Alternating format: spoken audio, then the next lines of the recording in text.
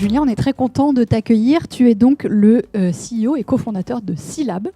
Alors Sealab, pour ceux qui ne vous connaissent pas encore, c'est une entreprise de GenAI au service de la création de visuels, d'une part pour les campagnes médias, les posts sociaux, et puis d'autre part aussi pour la création de fiches produits pour des sites D2C et des retailers.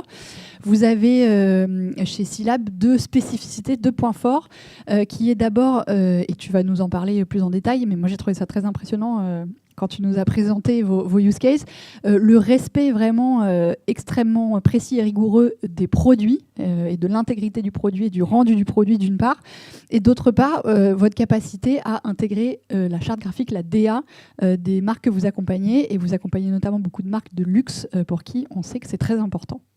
Voilà. Tout à fait. Plus grand chose à dire sur Sealab. Oui, tu veux peut-être compléter d'ailleurs. Non, vas-y. Très bien, merci beaucoup. Alors on a 10 minutes aujourd'hui ensemble. Sealab, ça existe depuis 2023. ChatGPT a été lancé fin 2022, donc vous avez quand même été très réactif. Depuis, c'est passé pas mal de choses dans le domaine de l'IA et en particulier sur la partie de la création visuelle. Est-ce que tu peux nous montrer un peu le chemin parcouru par la GenAI depuis que Sealab existe, par exemple ? Oui, tout à fait. On va commencer un peu par l'évolution. Bonjour à tous déjà. Par l'évolution de l'IA autour de l'image, appliquée à l'image. Est-ce que ça fonctionne ? Tout à fait, ça fonctionne. Donc l'idée est de parcourir rapidement un peu l'évolution de l'IA, notamment tout ce qui a été des premiers LLM mid-journée jusqu'aux derniers LLM qui sont Nano Banana, parler un peu des limites, des mythes et des cas d'usage appliqués à l'IA. Donc les premiers essais donc, de mid-journée de l'époque, en 2022, ressemblaient à cela. Ensuite, ils ont assez rapidement corrigé le tir 2 ans après, en 2024. C'était pas évident que c'était une main sur le premier. Ouais, non, c'était une main. C'est pour ça que je suis passé vite sur le slide d'après pour que vous puissiez comprendre. En 2024, donc ça fait encore assez fake. Hein, donc pour l'instant, ça restait assez inutilisable. Et puis effectivement, maintenant, donc là, c'est via Sealab, mais bon, on utilise nous-mêmes les meilleurs LLM et les meilleures fonctionnalités du marché, par-dessus lesquelles on va rajouter des briques de machine learning. Mais en tout cas, voilà, on arrive à des résultats qui sont très naturels et sur lesquels c'est difficile de distinguer si c'est de l'IA ou pas, et ça reste malgré tout l'objectif. C'est-à-dire qu'un consommateur ne puisse pas forcément savoir que ça a été généré avec de l'IA. Voilà, un autre exemple un peu plus poussé, donc là qui va mélanger du coup la GenAI, le machine learning, le produit et la DA, mais je vais y revenir un petit peu plus tard. Les questions qui se tournent aussi, tout à l'heure on parlait un petit peu notamment avec Laurent autour de TikTok. Il y a eu une nette évolution qui a été faite autour de la recherche des marques et des produits. Initialement on était donc tous portés sur le SEO via Google et Bing. On tapait des mots, on les cherchait sur Google, on accédait à la marque et tout le monde faisait comme ça. Depuis 2023, il y a le SEO, Search Engine Optimization. Maintenant, il y a le GEO avec la GenAI.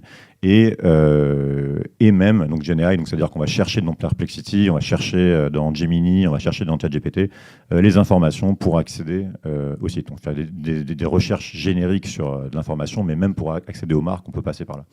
Et puis on a même le TEO, qui serait autour qu'on va dire avec un terme un peu marketing, serait autour du taste, on va dire, qui va regrouper les recherches qui peuvent être faites à travers TikTok d'ailleurs, ça peut être du TikTok, Engine Optimization, Insta, EO, etc., Amazon EO. Et donc là, c'est un petit peu plus fort puisque c'est plus seulement notamment le volume d'images qui peut arriver. Ça peut être aussi le contenu, on parlait aussi tout à l'heure d'émotion. Aujourd'hui, grâce à des méthodes de machine learning, ils arrivent à récupérer les ADN de marque, à comprendre les logos qui sont à l'intérieur des images.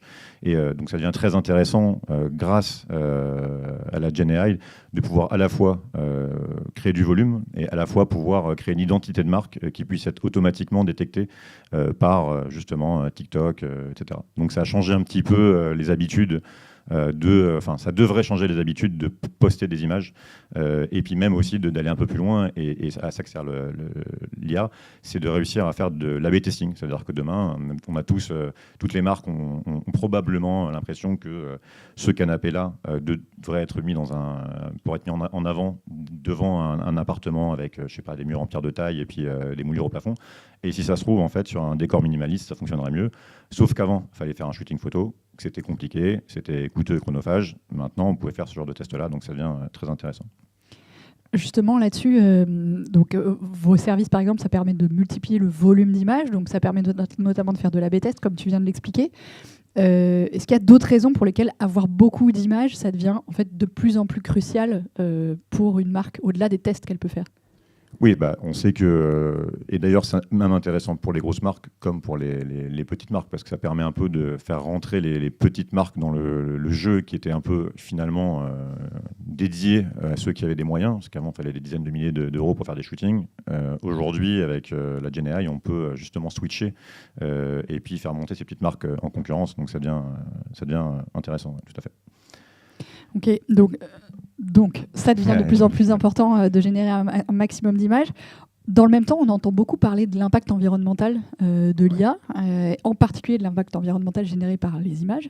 Est-ce que le fait de se dire que maintenant une marque se doit de créer une multitude d'images pour avoir de l'impact, est-ce que ça ne participe pas à l'augmentation de cet impact environnemental? Oui, tout à fait. J'en parle tout à fait juste après d'ailleurs. Et ça participe sur la génération des images de manière générique. C'est-à-dire que typiquement pour faire cette image-là avec l'œil, clairement, avant de faire celle-là, probablement il a dû en falloir en faire 50. Et que du coup c'est très consommatrice de CO2, que d'ailleurs avant on n'aurait pas fait d'image du tout, et puis ça aurait été quand même très bien.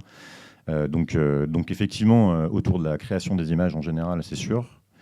Mais pour ce qui est de la création de visuels de produits, c'est nettement différent. Parce que si je reprends l'exemple du canapé, si je reprends l'exemple tout à l'heure de produits dans le luxe, pour faire un shooting photo, il faut déplacer toute la troupe. Il y a du transport, il y a de la logistique. Et au final, contrairement à ce qu'on croit, et je sais que ça va être bizarre de le dire, mais c'est 300 à 3000 fois moins consommateur de CO2 de faire des visuels, et je précise bien, de visuels produits avec l'IA que des visuels en général. Donc une fois de plus, le visuel qui est en arrière-fond, à créer du CO2, c'est indéniable. Il ne sert peut-être à rien d'ailleurs. Mais ce qui est sûr, c'est que pour faire les visuels de produits, on va en gros, pour le dire facilement, entraîner un modèle, modéliser le produit, quels que soient les termes. Et une fois qu'il est modélisé, on peut le mettre en contexte. Et du coup, c'est économe, on va dire. Voilà. Mais vraiment, il n'y a pas photo. Ok, très bien. C'est effectivement bon à savoir. Donc, je le disais en intro, une de vos spécificités, c'est que vous permettez vraiment de respecter la DA, la charte graphique des marques, et aussi de respecter vraiment le produit. On a vu l'exemple d'un rouge à lèvres Louis Vuitton, par exemple.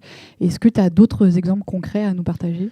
Ouais, j'ai d'autres exemples concrets. Et effectivement, pour faire ce rouge à lèvres, pour faire la DA, on va s'appuyer à chaque fois sur 3 piliers qui passent mieux en anglais que personnalisation, qualité et données sécurité. On va passer sur la personnalisation, donc justement ces entraînements de modèles et ces entraînements de DA, c'est-à-dire qu'une DA, ça peut être une DA de milliers d'images, ça peut être une DA aussi simplement de quelques images. Et grâce à ça, on va réussir à faire entraîner un modèle spécifique, et ensuite, quand on va aller créer des images de ce produit, il va s'inspirer de la DA. Voilà, le côté premium, évidemment, pour tout ce qui est grain, texture, etc. Et on peut aussi, dans une certaine limite, c'est vrai, mais on peut héberger les images sur des serveurs qui sont européens, de manière à garder les données souveraines et qu'elles ne viennent pas réentraîner les modèles sur le cloud.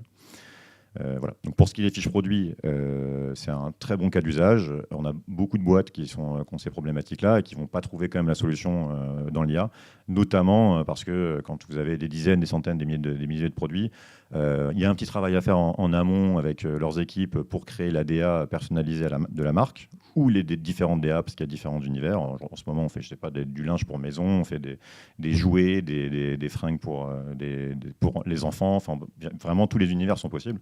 Et une fois qu'on s'est mis d'accord là-dessus, on peut décliner ça à centaines de milliers de produits avec des milliers de visuels. Donc, Bon, j'ai passé rapidement quelques exemples, mais voilà, typiquement pour Nike, c'était ça. On a un visuel d'un short 3D, on va venir le faire grandeur nature, puis on se met d'accord sur l'attitude, le grain de peau, le type de sportif qu'on veut, et on va venir le décliner sur 1000 produits. Voilà. Et après, on peut faire ça dans un sens comme dans un autre, avoir du porté et puis le mettre en piqué, en ghost. Ça marche évidemment très bien pour tout ce qui est cosmétique. Bon, là, c'est vraiment un titre d'exemple. Hein. Là, on ne pourrait pas dire que ce soit une fiche produit, puisque c'est très lifestyle et très, très, très différent. Voilà. Donc, pour tout ce qui est meubles, tout ce qui est lingerie. Mais également pour les réseaux sociaux. Donc là, on parle vraiment de produits qui seraient très custom, c'est-à-dire que là, on peut donner la main et effectivement pouvoir créer des DA, des mises en situation qui sont vraiment une par une. Donc voilà, ça marche dans tous les secteurs d'activité, évidemment, mais du coup, là, l'intérêt, c'est justement de pouvoir inonder les réseaux sociaux de manière qualitative en respectant l'ADN de la marque. Et toujours avec ce souci de conformité de produits. Donc ça marche pour le luxe, la beauté. Bon, on a commencé par le luxe et la mode, mais j'ai envie de dire qui peut le plus, peut le moins.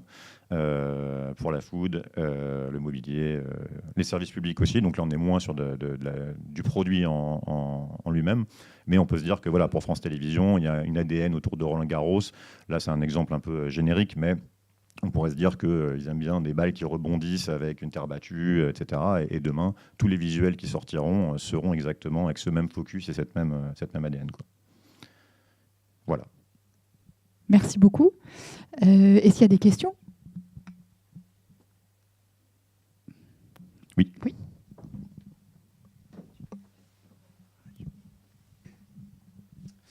Bonjour, merci beaucoup pour la présentation. J'avais une petite question par rapport au modèle que vous utilisez. Est-ce que c'est des choses que vous créez, hébergez vous-même ? Est-ce que vous avez une partie peut-être développement sur l'IA ?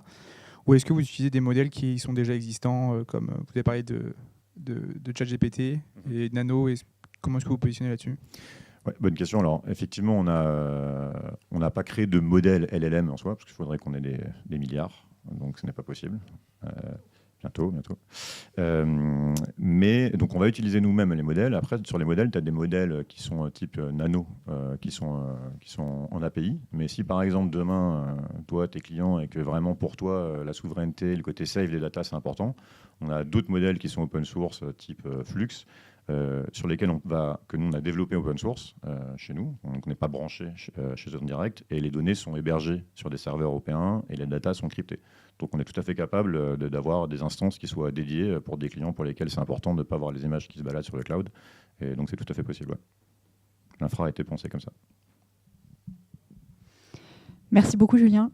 Avec plaisir. On va tout de suite passer à notre 4e table ronde et je demande à Luca et Virginia de nous rejoindre ici.